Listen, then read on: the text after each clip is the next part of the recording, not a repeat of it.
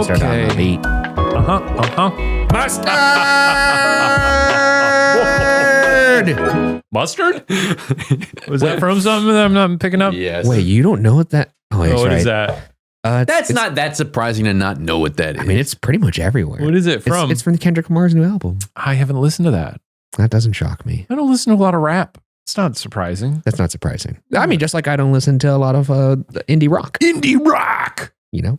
Yeah. Hey, welcome to Pod Watcher, everybody. And coincidentally, the year 2025. That's right. 2025. Welcome to 2025. What a strange In the year 2025. We got a La Bamba over here. Nice. There you go. It doesn't really work with 2025. It's kind of hard to do it. In the year 2025. Yeah, it's too many syllables. It's too many syllables. Okay. New year, new us. Yes. I'm That's liking the vibes here. Awesome. Ryan, you got your cozy poo sweater on? I got my poo on. Ryan's wearing a poo sweater. Got poo on my chest, Matt. Great. I asked them if we could leave the poo-poo talk back in 2020. There was a great conversation we had off camera about something that happened to me recently at a restaurant, but I've been told I cannot tell that story because what if he just gets it out of the way? Then this is the only sort of filthy story you can tell. Do we really want to do that? No more poo-poo talk. You know, what if I waited to tell that story until Steven's on the pod? Yeah. That's a good call. Because I'm actually curious about his take on it. That's right. It's not that good of a story. It's pretty good. And it doesn't involve something that I did. There's a lot of poop. There certainly was, honestly. A lot more than there should be. I mean, I guess now you got to tell it because I just don't. Ryan was at a restaurant. Okay, wait, let me just tell it. Okay, this I'll tell it again. This is the first 2 minutes of the. Okay, okay. Now here's the thing. Before he says that, let's establish this is going to be a fun episode. We are going to be joined. By someone, Aubrey Northrup, an employee, the lead paranormal investigator from the Sorrel-Weed house. Yes, the much contested. Finally, answer Sorrel-Weed house. We can answer our questions from the house itself to weigh in on that very emotional conversation we had last year. Emotional. Now that he's gotten that out of the way, I was recently. Well, hang on. We're on Watcher TV now as well. Yes, and also if you'd like to watch the episodes ad free, you can do that at Watcher TV. You can. That's right. And then also on Watcher TV, you can close on the app. You can close it, and then you can play it, and then you can hear the audio, and it'll just keep playing. And then if you think about it, you go, "Oh, if you think about that." What's that? No, go ahead. And then if you're listening and you go, oh, "I'd love to see what they're talking about," just bloop, that's right. Just like that. You could hear this story in great, vivid detail. We'll also continue to be on YouTube. And he's trying to filibuster me right now. He's Mr. Smith and goes to Washington and me. I don't think you should talk about food. That's pretty good. I've never seen Mr. Smith Goes to Washington. It's great. I just know that he's in it. Oh, it's an amazing. YouTube would love that Frankie movie. Capra? I think it might be. It's gotta be. He's got a bucket of papers in that, and he's like reading all the letters. There's like a bucket of letters, like a trash can full of letters, and he's looking at all the letters from children, and he's like, look at all these letters. Children in these letters, and you can hear the paper crumpling. You're like, damn, that's a lot of letters, Jimmy. That's a lot of letters. A lot of letters. You remember when he read that letter about his dog? Yeah, I can't watch that. I hadn't seen that until fairly recently. What is this? Oh, is it sad? It's Ryan. Sad. And as a new puppy dad, it might spark some things inside you. The pee-pee? The pee-pee man. The pee-pee man. And you're the poo-poo man. So tell us about. Well, I'm not the poo-poo man. You are. I think it's safe to say. I think it's safe to say you're the poo-poo man. I mean, I'd be honored, but in this story, no, Vinny's the caca man as well.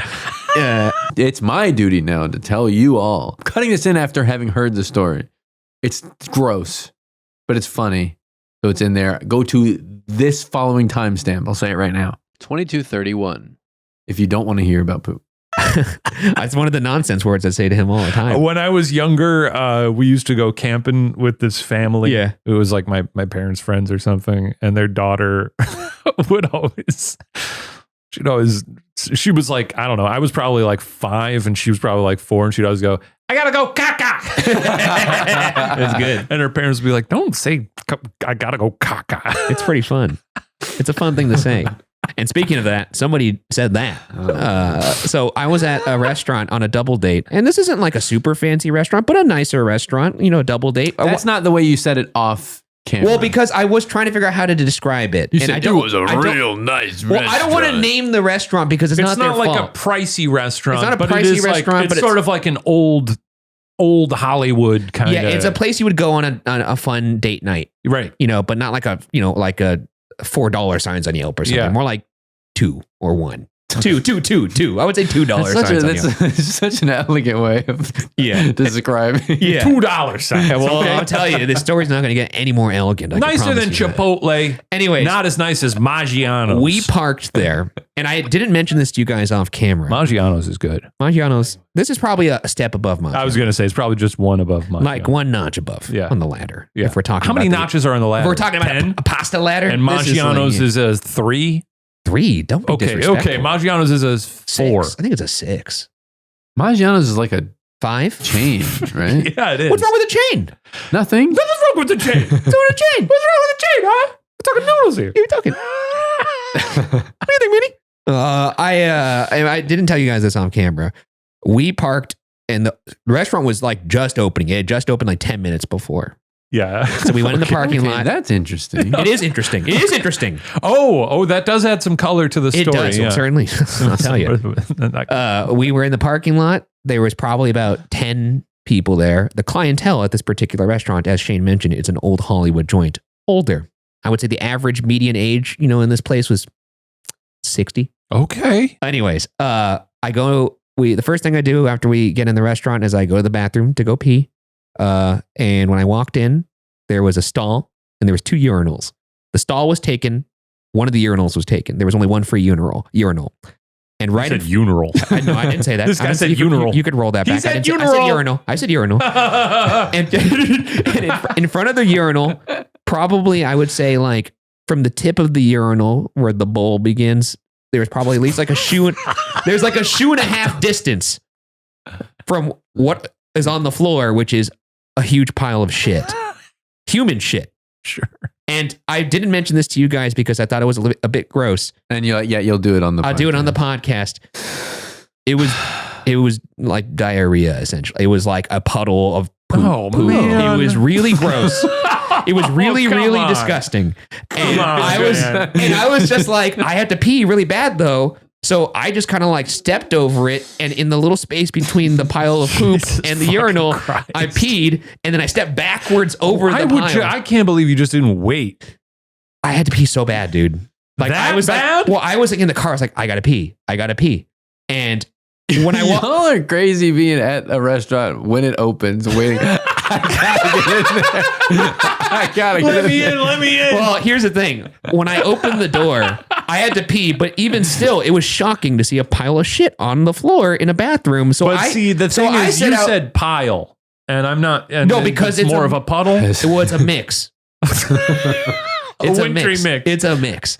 And it was like somebody sucks. It was like somebody had dumped a pile of froyo and some time had passed and it had melted some. Okay. Anyways, come on, dude. I said as I opened the door. I'm sorry, it's not going to be like this in 2025. Quite literally, when I opened the door, I think I did say, "Holy shit!" Like that's funny. But I wasn't trying to be funny. I was just shocked. I was just like, "Oh, this is crazy, right?" I was talking to the 2 guys in the room.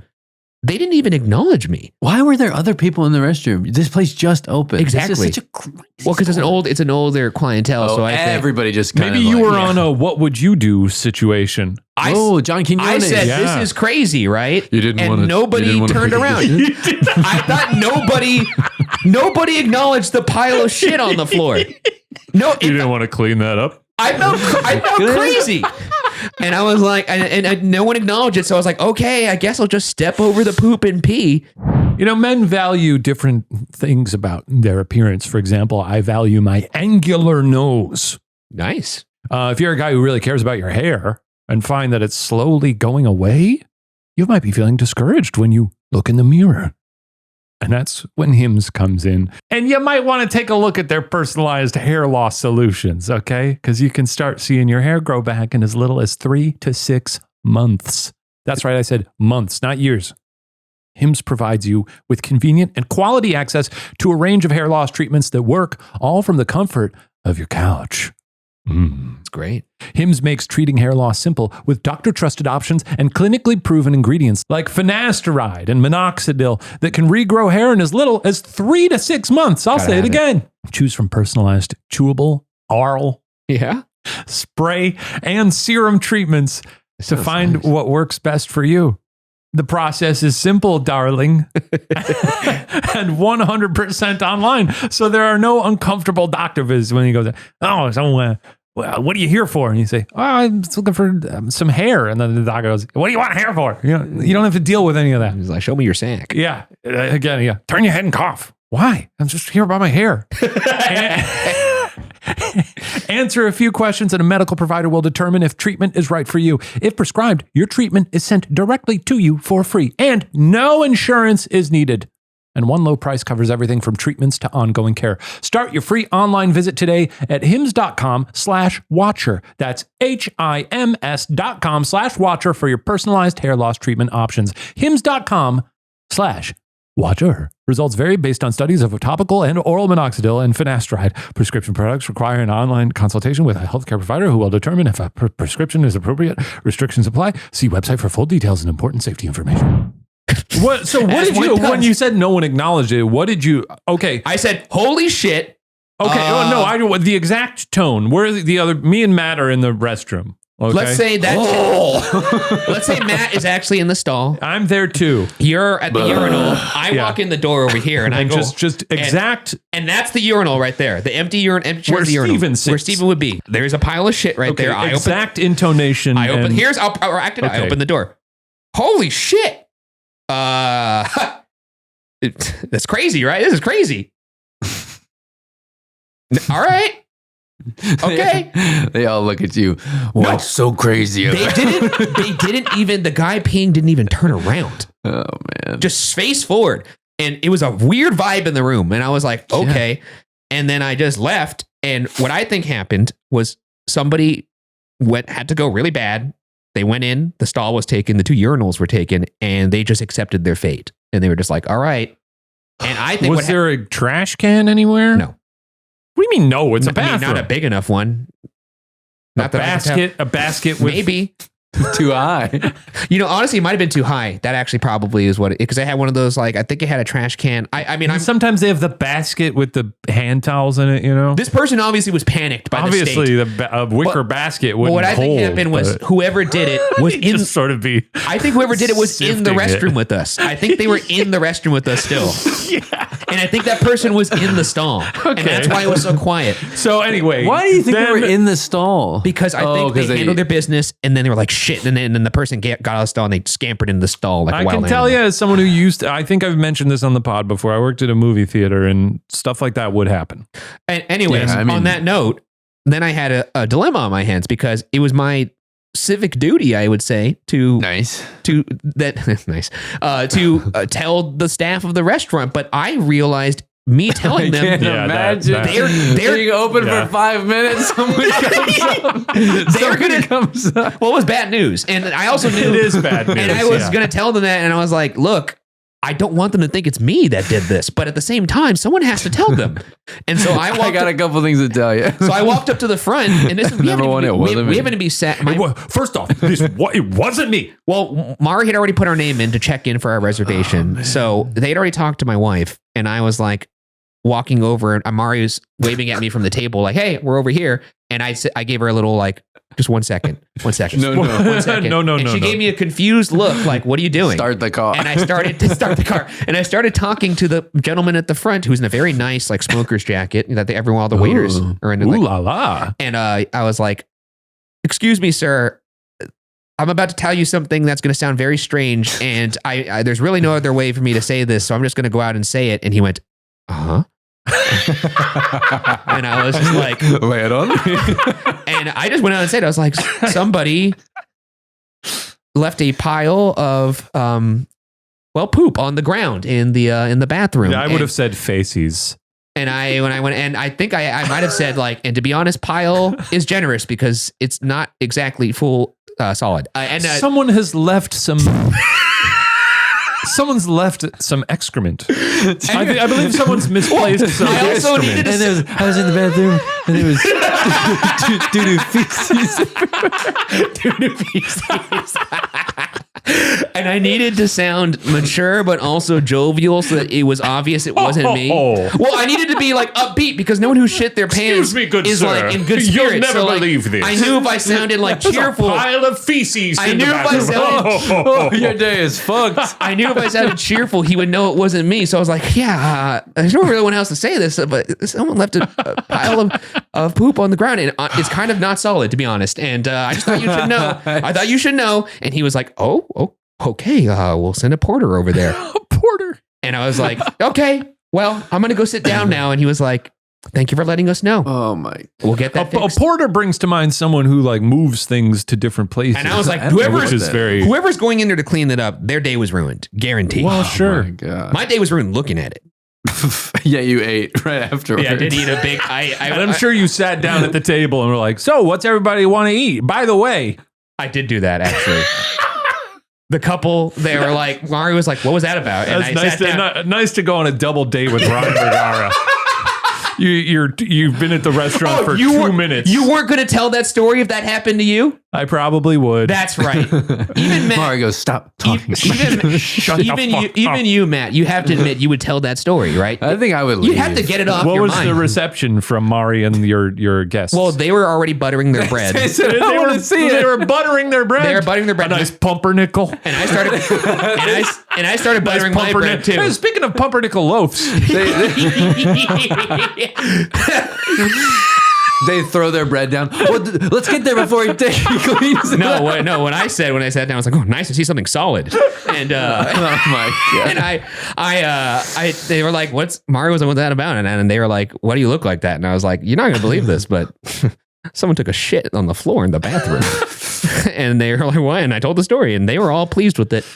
It's like that scene in Christopher Maloney and they came together. Have you seen that? Oh, not well enough. When they're at the it's a Halloween party and he's in the bathroom wearing like a Superman costume and he can't get his costume off in time, so he shits himself. Oh my God. And then he like exits the bathroom wearing a robe and a shower cap.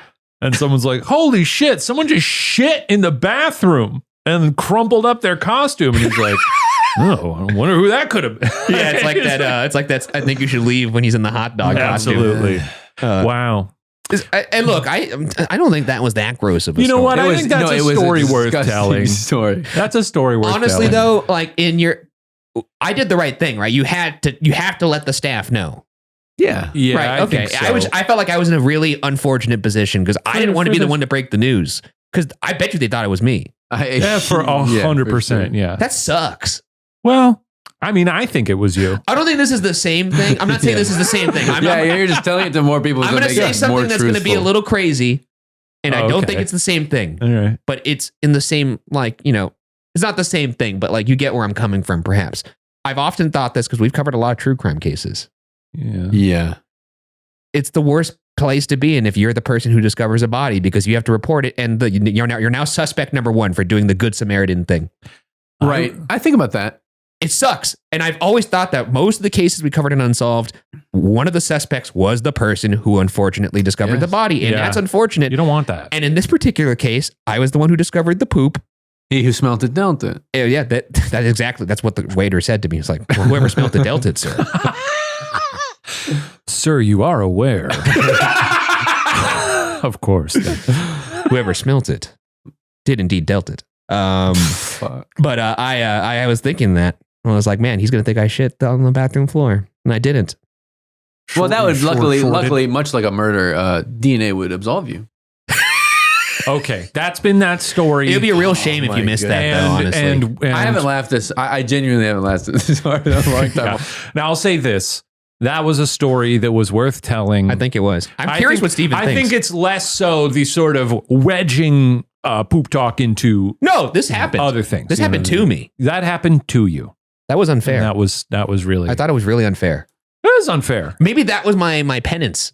For what? What did you do? For all of the poop talk I have. Maybe. This was God saying, like, you want poop? You got it. Maybe it was God being like...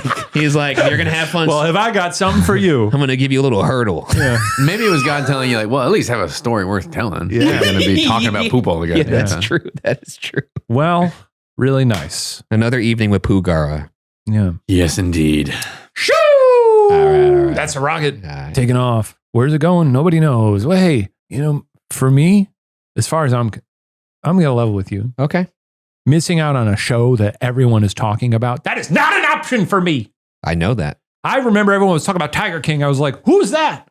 Yeah. It was devastating for me because I'm a hype beast, I need to be in the conversation. I know that about you. Always need to be in the conversation. And if I'm out of the conversation, I feel so bad. I'm constantly signing up for this streaming service or that one. And then a few months later, I'll realize I've still been paying for that service long after I finished the show. Getting Rocket Money was a game changer for me. They'll find your unwanted subscriptions and even help you cancel them, so you never have to worry about slipping through the cracks. Oh, damn. Or about the I'm worried about that you too. Can slip. You slip through all the cracks you want, buddy. All of them. I slipped through all of them. Rocket Money is a personal finance app that helps find and cancel your unwanted subscriptions, monitors your spending, and helps you lower your bills so you can grow your savings. You see all of your subscriptions in one place and know exactly where your money is going. For ones you don't want anymore, Rocket Money can help you cancel them. Yeah, you heard that right. Rocket Money will even try to negotiate lower bills for you. Wow. And they automatically scan your bills to find opportunities to save. And then you can ask them to negotiate for you. Is that pretty neat? That's pretty awesome. You got like a little squad. It's like having a little guy on your shoulder going, don't worry, I got that. I'll take care of that for you. I don't know if it's quite like that, but that does sound nice. I don't know if you need that. Thanks, Rocket. Rocket Money has over 5 million users and has saved a total of $500 million in canceled subscriptions, saving members up to $740 a year when using all of the app's premium features. Go ahead and cancel your unwanted subscriptions or reach your financial goals faster with Rocket Money. Go to rocketmoney.com/watcher today. That's rocketmoney.com/watcher. rocketmoney.com/watcher. What was that again? rocketmoney.com/watcher. Okay. Shall we transitioning from that? I hate that we have to talk to this lovely person. Shall we move on to chatting with our guest from the Sorrel-Weed house? Yes. Yes, I think that's appropriate. Let's get her on the line. I'm getting her on the line. We should get her opinion on it. No. Or run the story back one more time. Don't bring it up to her. Okay, this is very exciting. Our first video call in. That's right. We're joined by Aubrey Northrup, who is the lead paranormal investigator at the Sorrel-Weed house. Nice. Hey. You're on with the cool boys. Oh my God. I'm excited to be here. I'm spooked. I love it. Aubrey has just informed us that she has heard, in fact, our episode in which we talk about the Sorrel-Weed house and get into a quite heated discussion. It was emotional. Emotional. That's why it had parenthetical emotional in the title. Which I don't know if parenthetical is actually a word, but it is.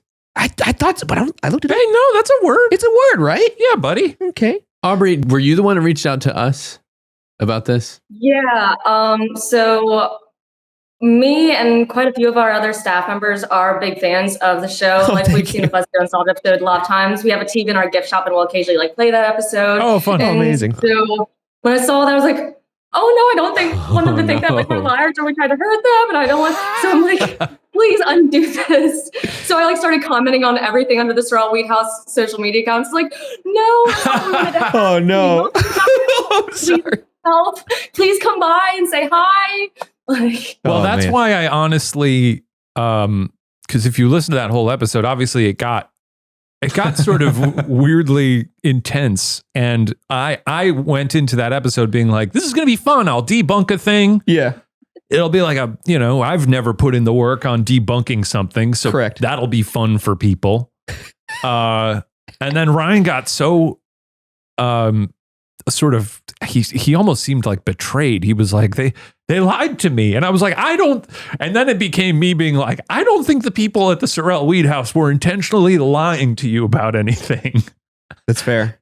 And Right. That was sort of the big. I think the question that we had that ended up on, was it intentional omission or was it not knowing, or the tour guide maybe didn't know that there was a person and a dog. Person and a dog. Actually, we could start there. Was there a person and a dog there? So for starters, full disclosure, yes, there was a guy and his dog. It was kind of a complex situation for us where we had a caretaker that was not supposed to be on the property at the time. Gotcha. He was not supposed to be here. And unfortunately, I wasn't working there at the time period, because if I was, this wouldn't have happened. But I love that. I love that. So this guy was apparently there with his dog and didn't think to tell the staff, hey, by the way, I'm coming by. Yeah. And so we didn't realize because he can just sneak through the front door while we're in the courtyard and we won't even realize it. So he did come through and he had a Rottweiler. And I was thinking about like how to make this an upside situation. And the best I could come up with was bad news, the dog's dead. But it's okay because the dog is buried in our backyard and haunts the house now. Okay. Can you by any chance describe to me what the caretaker looked like? No, because I haven't met him. And actually, like the end of that year, we cut ties with him as well. So he has no affiliation with our property. Damn. He doesn't, he has nothing to do with the house anymore. We became an official 501c3 nonprofit. So it's just us now. Gotcha. Because that is the location where Ryan notoriously saw somebody walking. Saw what he perceived to be a full-bodied apparition. Well, in the courtyard specifically, when we were downstairs in the bunker, and if that's how he got in, that actually would explain that now too. Because I was positive I saw like I thought it was a person, but then I realized no one would have been able to get access to that. But in the favor of it being a ghost, you did see that person walk into a room that did not have a true. Sort of a I mean, door. but it looked like that. It could have been like he was right outside in the courtyard, and it looked like he was inside, perhaps. Yeah. So I don't know. I mean, that could also explain that. That makes a lot of sense.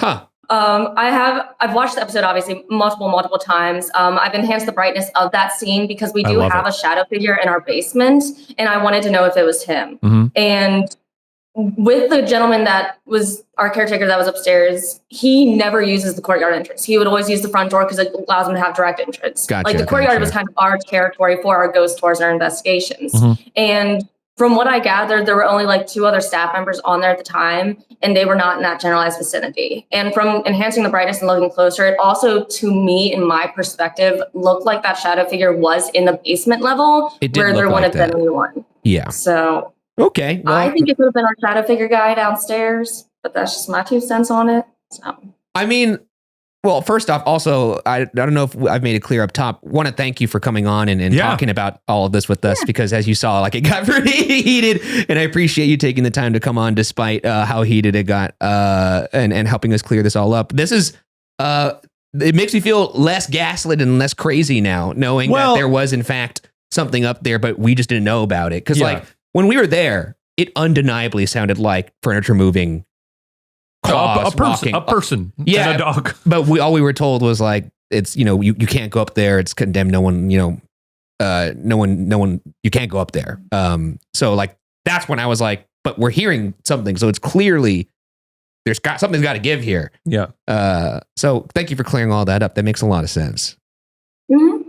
How many nights are you, as the lead paranormal investigator there, are you taking people around, or are you investigating there multiple nights a week? How does it work? So for me personally, we do host public investigations as well as what we call paranormal lock-ins, which is similar to what you guys would have done, where it's like a private event. So I host all of that stuff, and I teach people how to use all the ghost hunting equipment, how to properly confirm and debunk experiences. I am a stickler for false positive and psychosomatic effects. Nice. So I'm like the most skeptical believer in existence. Love that. So I want to make sure that our guests do have legitimate experiences to the best of their abilities. And then I also like to get to know who all is haunting the house, about their personality tastes, and if possible, if I can confirm the answers we're getting through these paranormal investigations with historical documentation, that is absolutely awesome. So that's my main focus here. Incredible. Well, what's the best bit of evidence you've gotten there? Well, for me personally, I feel like it's cheating because I'm usually the last one on the property. I get out here about 1:30 in the morning. I have to turn all the lights off and lock all the doors and everything by myself. So I know I'm alone on the property because I'm the last one here. That sucks. And I've seen full-bodied apparitions, some of which have also been seen by other staff members, and we're able to confirm how they look with fine detail. Yeah. So I've had that happen. I've been physically touched, like someone's trying to get my attention, turn around, no one's there. I've had my name get called. My name has popped up on pieces of equipment during investigations a number of times when I'm not even in the room with them. When your name gets called, is it sort of like you hear from elsewhere in the house sort of, Aubrey? Or is it like, is it in the room like, Aubrey? Well, it doesn't sound like an old man with constipation. So usually it's just kind of a faint, like, usually it's the women that do it. So like Matilda, the lady of the home, our second owner, Miss Weed, will kind of like, if they're upstairs, be like, Aubrey. I'm like, oh, do I need to do it? Did I forget to close the door? And 9 times out of 10, they are trying to help me out because I forgot to turn a light off or something. I'm like, they're telling me I forgot something. So I like that they're at least helpful with it. Does it, because like when you go to a new scary place, a new haunted location, Ryan, you can probably speak to this. It's going to a new place that's haunted is very unnerving because you don't really know it that well. Since you're sort of there night after night, are these ghosts sort of friendly with you? You don't freak out if you're there late at night closing up? I'm used to everyone that haunts the property. I don't have any issues with them whatsoever. I did used to have beef with Francis Sorrel, but we've gone through therapy sessions. The only other issue I have is with the kids, because I'm rarely easily startled, but I do have my moments where sometimes I'm on edge some nights. Yeah. And we have one specific child. It's actually Matilda's 6-year-old daughter, Matilda Ann, who, this is not her fault, but she looks a lot like Samara from The Ring. So she has long black hair and a white nightgown. Okay. And she looks scary. She looks like a creepy kid from a horror movie. Yeah. And there was actually one day in October this year, I had been working 35 days in a row. So my voice at this moment was completely shot. And I was making a joke with what voice I had left of, oh, you can't scare me. I can't scream. So good luck getting a rise out of me. And so little Samara looking chick was like, oh, bet, I got this. And I turn around after turning off some lights and she's crouched down like a spider monkey. And I'm like, holy moly. That's crazy. My pants and play possum like I'm dead. That's crazy. I don't believe in ghosts. So that's hard for me to imagine. I believe you saw that. Oh boy! But can I ask Matt? You got a hard hitting question? I got a question. Yeah, Aubrey, you might be able to help us with another problem that we had here. What's our problem now? Yeah, what is it? Well, it's another point of contention. That Are you talking about the Samara xenomorph? Yes. If you had to, oh my God, he's gonna resurface this. We have a professional. Aubrey's here to mediate between us. Well. And I'm not going to lead you at all, but we had a horror villain icon tournament. That's right. Here. And who would you choose? Final word here from Aubrey from the Sorrel-Weed house. Who would you choose as the most iconic horror villain between Samara Morgan and the Xenomorph from the Alien franchise? I like the hesitation and the deep thought. Well, yes, please. Thank you. I do like that. Just because I've already had like a weird situation with it, I'm going to stick with Samara. Let's go. I mean, it's a matter of opinion. Man. Let's be real. Now it's a matter of opinion. But when it was my opinion, it was like I was the witch. I was the witch of the witch of the room. You were the witch. You were the witch of the room. Unbelievable. I'm burned at every week. Every week we pick a witch of the room. Metaphorically. And I guess this week it's me. And you know what? A lot of people in the comments did agree. They were saying, a lot of people disagreed. And there was a lot of people that did agree. There's a lot of people that did agree. Oh boy, it's happening again. I did say that Aubrey was the final word on it. And you did say you were the final. Yeah, that's right. I'm not happy about it. But chill out. like a caged animal. I'm going to give you witch of the room if you don't cut it out. Okay. Sorry, Aubrey. You're fine. I'm glad I'm able to assist you guys. That was amazing. Yeah. Well, we'd love to come back there someday and do another. Honestly, yes, I would like to. That'd be really fun. Yeah. And I'm sorry if for any comments you've gotten since our last episode and if people have been coming at you guys.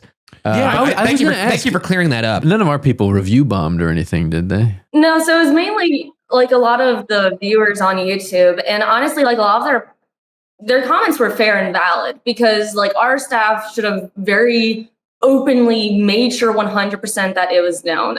So I wasn't working here, but I'll take fault on that end. That being said, like technically speaking, we weren't allowed to have people upstairs, not only for the caretaker portion, but also from a company position. We also didn't have proper fire escapes or anything. That makes sense. Yeah. There was that concern as well of just making sure, like, unless you sign like a full liability waiver that includes all details of like, in the event there's a fire and you have to jump out the window and now you're dead and you haunt the property, you can't sue us type of deal. Property. But on the upside, though, we should actually have the upper level completely restored, ideally by the end of next year. So it's going to look like how it was in the 1800s. It's going to be absolutely fantastic. So once we get all that done, we've got everything in place. Like, we definitely would love to have you back. Like I said, I'm a fan. To come back. Staff members that are fans. So, oh my God, thank you. Appreciate that. And yeah, once again, sorry for any heat you guys took, but I really do appreciate you coming on here and explaining the situation. And yeah, we'd love to come back when it's all restored because we had a lot of fun. Dog. Yeah, it's a ghost dog. You can meet the ghost dog. This time it'll actually be a ghost dog. That's right. Well, this has been so enlightening. Yeah. Thanks for calling in and ironing this all out and helping us heal. Yeah. And helping us settle 2 disputes. Yeah. Well, I wish I didn't ask about that one. I'm so glad you did. I'll abide by what I'll abide by the parameters. A bit of a sullied opinion true. Because she's got backtracking now beef with Samara. It's hard to watch, But yeah, we'd love to. Hopefully, we'll keep us posted about the renovations, and we'll hopefully add it to our docket so we can. I'm very excited. Swing by. I love the town too. So. Oh my God, one of my favorites. Yeah. No problem. Happy to be here. See you later. Later, Aubrey. Thank you too, guys.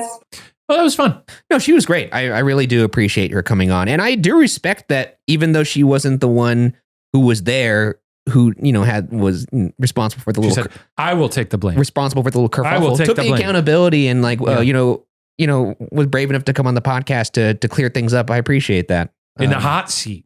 I don't want to say it's the hot seat. That was a hot seat. We were really grilling. I respect her taking the time to clear things up with us, as opposed to just like having it linger. It's always tough when you talk to someone like that, and they're like, oh, and I saw this ghost here and this goes there, and you got to be like, I guess, I mean, you that's what I got to be like. Yeah, your experience. Yeah, and I genuinely believe she thinks she saw that.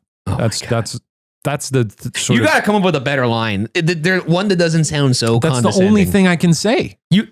There's got to be something else you could say besides "I believe that you believe that." But that is me saying like I'll give them the benefit of the doubt, basically, and saying like, okay, well, because then you're just saying like you're crazy, or you're saying I don't think you're lying. Yes, I mean that's my point. I don't maybe just say that. I don't think you're. No, that doesn't. I don't think you're lying. You're saying the same thing. I guess so, yeah. Yeah. You're just not, it's way less condescending than, well, I certainly believe that you believe that. And you ghost hunters would love to hear that people don't think I don't think you're lying. Well, some people I think are lying. So I can't say that to them. But then if you say that, I believe that. I don't think Aubrey was No. It's just say I don't think you're lying. I'm never going to say that. It's less words. Yeah. Less is more. It doesn't have a zing to it, though. I don't think you need a zing. So you like how malicious it is? Well, not zing, a zap. Zip. A zip. Please don't. No. But no, yeah. I think you should just say, I think you're lying. I think you're lying. That's what you think I should say? No, I don't think you're lying. Don't say I don't. I say I don't think you're lying. I think you're lying. That was the best possible case scenario, correct? Yeah. I think so. That they have taken accountability for it. I agree. They have said that, and then they have resolved it since. And it also makes me feel less crazy because it confirms what I was actually hearing, what was very clearly those noises. And Shane very clearly heard those noises, and there was a real world explanation that we were not privy to. Yeah. So, interesting that the paranormal investigator debunked your findings. That's always the best case scenario if it's the truth. Peer reviewed. That's important. If it's the truth, then that's the best. I mean, case. That's honestly what I was saying for. I mean, I feel like if you're a legitimate crew, you should like let other ghost hunters come along and, you know. Oh, when you're throwing out the gauntlet? Double check your work. Yeah, because like, I don't know, there's a lot of things I see where I'm like, well, it would be very easy to make this up. That's fair, I guess. You know, it's like there's a lot of YouTube videos where they're like, the evidence is just so staggering. And I'm like, this seems a little far-fetched. And I would love to have been there. Yeah. To oversee all that. But then that's when you could say, I don't think you're lying. No, that's when I say I do think you're lying. Yeah. Oh, but that your stamp on the report could be. That's what I don't think you're lying. That should be my job. Yeah. You said you wanted to do I should audit.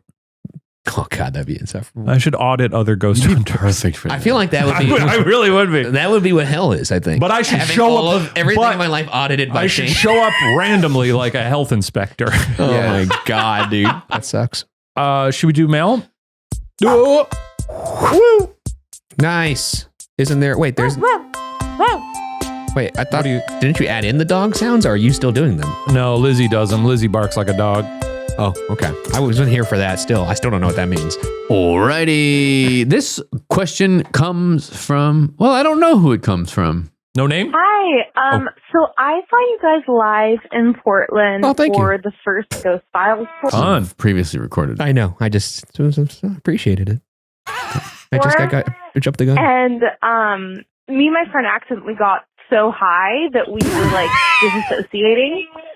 And so afterwards we saw you guys and we went, should we go up to them?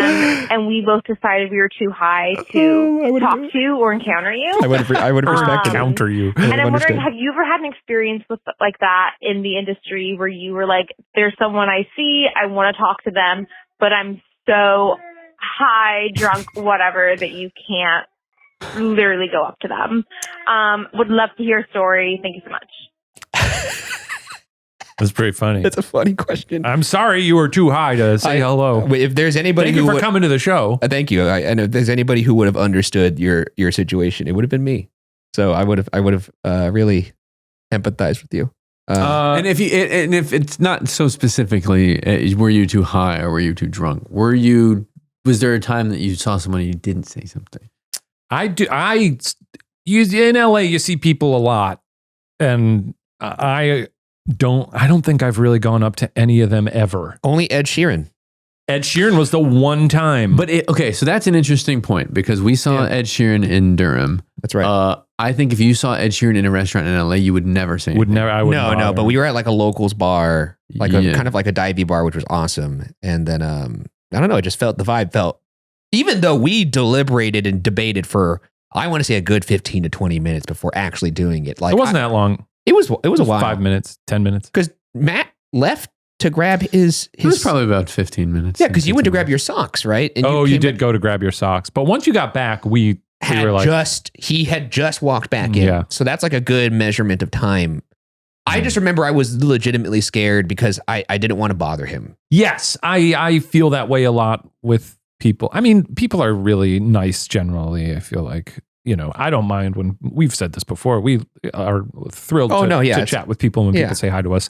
I don't know. In that instance, we were like, we got to do this, you know. Well, we'll risk it. It was such a funny story. It's such a funny story. No, I'm trying to think of, I in the past year, I have seen Jack Black in my neighborhood like a dozen times. We saw him together. We did. Yeah. And ever since then, I see him all the time. And I always want to just stop. And I always see people like stopping him on the street and chatting with him. So he's definitely, I think, very happy to chat with folks.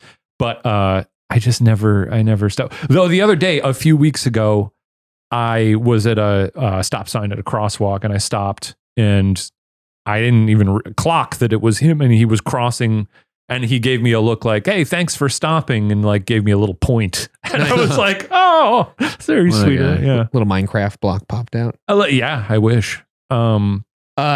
He's the one guy I've always been like, I would love to just say hi to him. We saw, if you recall, Chris Pine together in Los Feliz. We did, yeah. And it was on a day, I won't get into it too much, but Shane and I were very stressed out this day. Yeah. And we didn't say hi to him then either. Like I kind of wanted to. But was it in LA?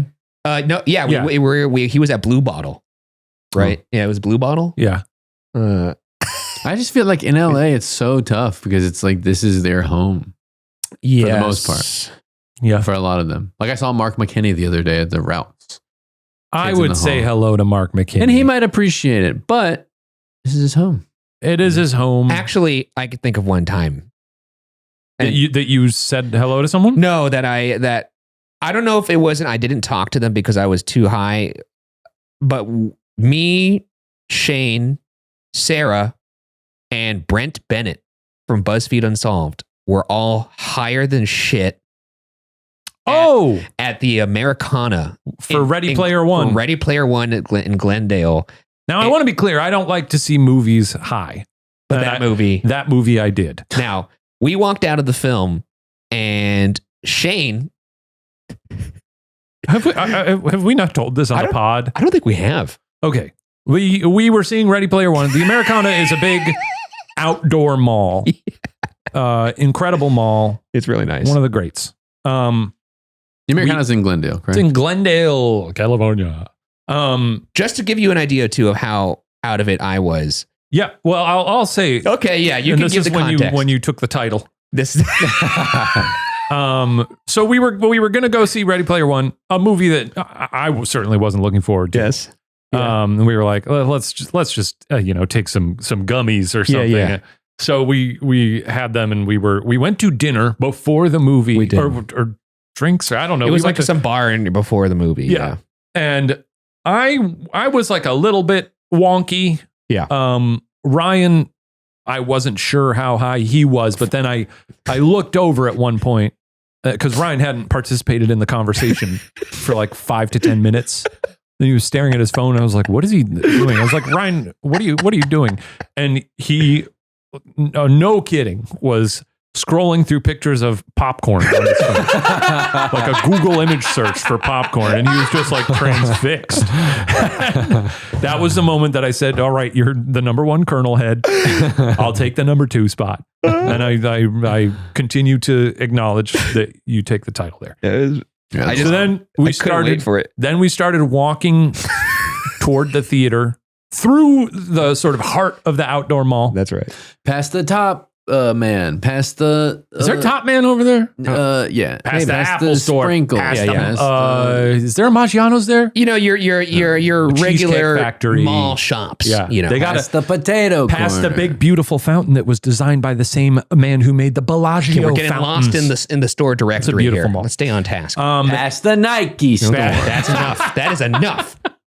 Past the and other stories, which I've been in a lot because we're all walking and there is a commotion, a great commotion. I did not hear this commotion. Coming in the opposite direction.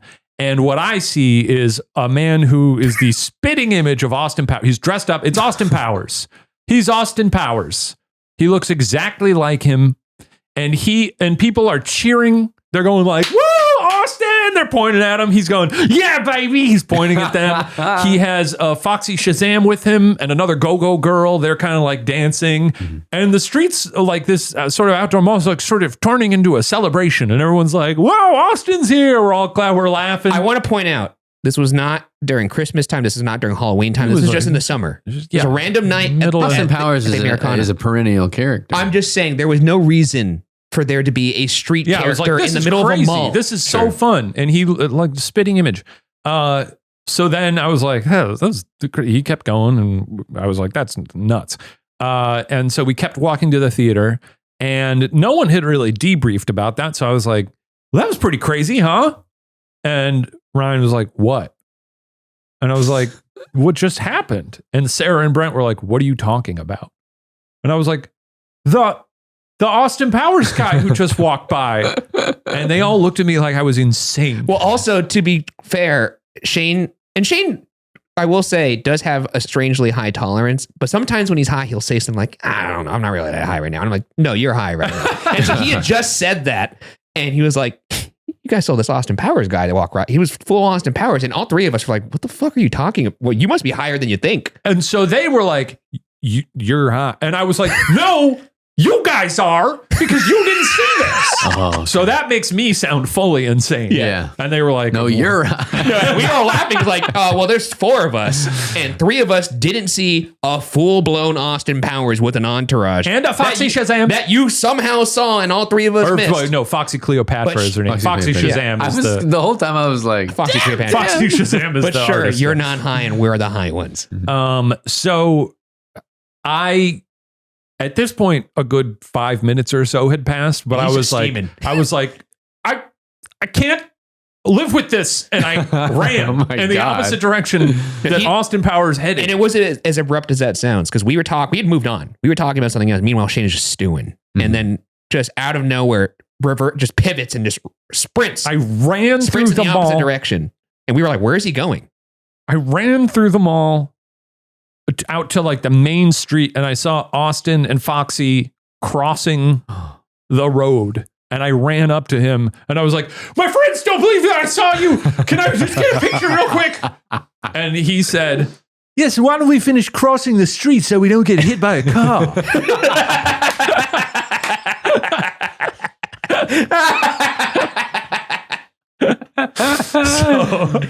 So I took a picture with him, and I was like, "Oh, thank God," because now I have some evidence here. And meanwhile, Shane has run away. We're high enough that, just time just stretches. And so we had forgotten he was gone. And so we're just talking about something. Now, to be fair, I don't think Sarah forgot that I was No, gone. we were pretty engrossed in a conversation. And then we just hear in the distance, just Shane shouting, and we could see in the distance his head just bobbing up and down in the crowd, running towards us. And we're like, "What's this about?" And then I showed them the photo. He came up because he was so out of breath. It was a hike.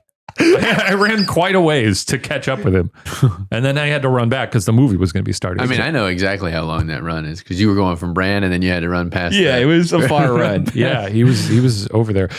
We found out after the fact that. What did you say? You're like, I told you. And he had the phone in his. He was like begging us to look at his phone, and it's the funniest picture I've ever seen of just. Do you have it still? I do. The selfie of Shane and Austin Powers is so good because it's kind of blurry. That was a really good Austin Powers impression, by the way. It is good. He was a great impersonator. No, he was. Your impression was good. Your impression was good. I wasn't there. Well, I was doing an impression of his impression. Oh, wow. That's two like a perfect telephone. It's 2 layers deep. We found out after the fact because, after you could this, probably search Austin Powers in your brand new iPhone.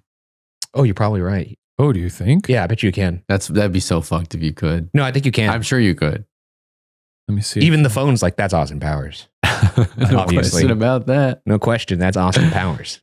You are high. No, it doesn't find him. Oh, okay. Either way, the picture is really funny. And once he showed us the picture, all 3 of us, I mean, I haven't laughed that hard in the middle of the street in a long, I could not stop laughing because I thought the last thing he was going to show me on this phone after sprinting towards us was photographic proof that there was, in fact. Here's another thing, too. When someone says, "I think I saw a guy who looks like Austin Powers," you think, okay, it's a gentleman who happens... Maybe wearing a blue suit. Or happens to even just have the hair and the glasses. Yeah. This guy had the full blue suit. Like, he had he was Austin Powers. So when he showed me that picture, it broke my brain to the point where I couldn't even... and we laughed, I want to say, for like 3-5 minutes on the street. But like Shane said, we figured out later that the reason why there was an Austin Powers in the mall was because they had opened up an Austin Powers pop-up bar. The Electric Pussycat. Across the street. And it just opened. Was he hired for it, or was he? Yes. So we found out that he would be there like hosting Friday and Saturday nights every week. Because it was open for like a year or 2. So I guess to promote the bar, they had him walk through the mall, which would make no sense. That makes sense. No, I mean, it makes sense that they would do that, but like to somebody who wasn't expecting it, I'm not expecting to see Austin Powers. You've never seen 2 happier people. Oh my Me and Austin. That's wonderful. So good. Adorable. Yeah, that Electric Pussycat bar, we went there because then once we found out there was an Austin Powers bar, me and Sarah were like, we gotta go. We went, and Austin was there, and it was great. It was a lot of fun. The drinks were horrible. Oh, the terrible drinks. They would pour it just felt like, I don't know, just the cheapest vodka you can buy into like a plastic cup. It was like, the ice was already melted somehow. And you're like, what is this? It's horrible. It's pretty rough. And then at some point we were like, obviously the drinks were bad, but it was a fun vibe. And it was, there were a lot of people there and they had a mini-me and everything. And we told Ryan, like, you got to come out to this. And we made plans. And then like months later, we went back there and Ryan showed up and Austin did not come that night. Oh no. I was devastated. And we were like, well, I guess this place kind of sucks without Austin being here. Because the night we were there, he was like walking around and talking to people. You're swimming, you're dancing, that one song. It was either that time or we may have gone one more time. Oh my God. I can't believe we went 2 or 3 times. But I remember it was like the latter days of the Austin Powers bar. And in the bathroom, they didn't have any toilet paper. They just had a big stack of black cocktail napkins to use for toilet paper. Brutal. No shit on the floor, though, huh? No. It all comes to their credit. To their credit. Who does number 2 work for? Oh! No, there it is. You show that turd who's boss.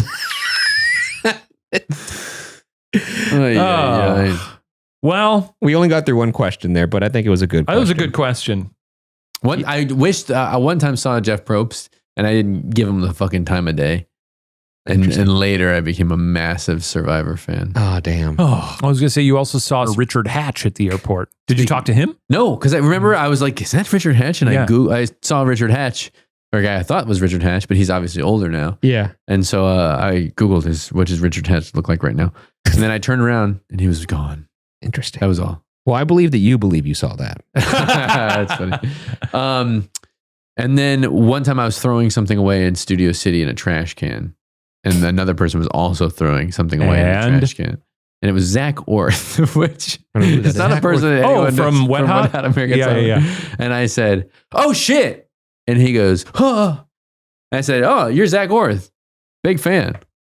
I love that. Well, in that particular case, it's like you're not going up to them and you just happen to bump into them. So that you had the right. You had the right there.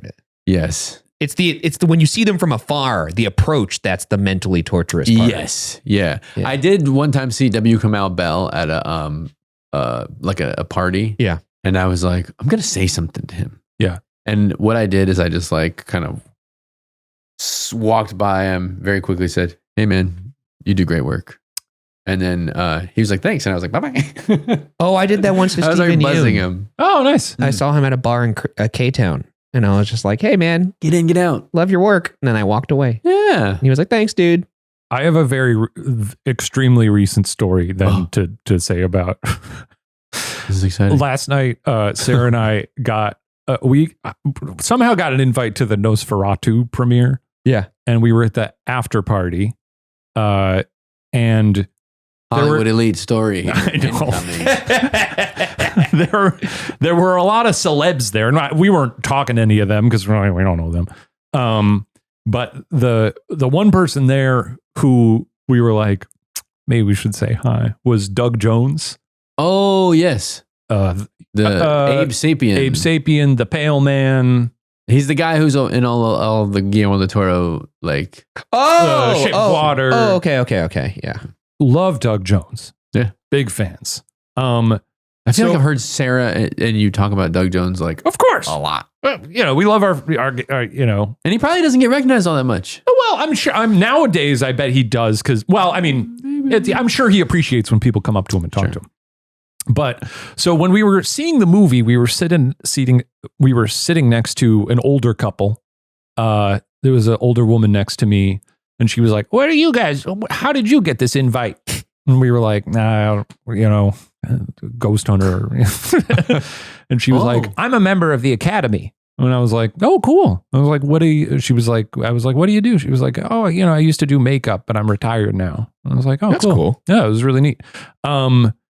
So we chatted with them a little bit. And then, so at the after party, we saw the two of them, her and her husband, talking to Doug Jones. Oh, and we were like, let's go. Sarah, to her credit, was the one who was like, we gotta go talk to him. Yeah. And we were like just about to leave the party. So we were like, well, let's go do it now. And we fully just like busted into the conversation. And we were like, oh, how did you enjoy the rest of the film? Because we were like, and they were like, oh, we really liked it. And the woman goes, do you know Doug Jones? And we were like, accomplished. We were like, oh, of course we do. And Sarah said something that I forgot what she said to him. I think she was like commending his work on What We Do in the Shadows because he's very funny on there. Oh, is he the Nosferatu type of guy? Yes. Yeah. He's, which is, I assume, why he got invited. Sure. Oh, of course. And also he's Doug Jones. So we just said a very quick, like, we're huge fans. And we were like, well, we don't want to take up too much of your time. So, and then he leaned in and gave Sarah a big hug. Yeah. And then he gave me a hug. And as he gave me a hug, he said, you be a good boy now. And as he pulled back, he went, incredible. I love it when people know what to do. Incredible. It's so funny. And I was like, well, I'm very happy we said hello to Doug Jones. You got that story. Yeah. Incredible. And it was just nice because it's so genuinely fun to like tell people how much you appreciate their work. Yeah. So that was one of the few times I've actually gone for it. And it was very, the reward was rich. Yeah. Oh, the DoorDash is here. Well, Shane's gonna go grab some food, but I guess that concludes the episode. Thank you guys for watching this episode of Pod Watcher, and thanks for sending in your questions. Sorry we didn't get to more this episode. We got a little off the rails. If you have a question, it's 818-275-4585 or email us at AskWatcherPods. We're on Instagram at PodWatcher, and now we're on WatcherTV.com. Yeah, ad free. That's right. Well, we'll see you guys next week. Bye-bye.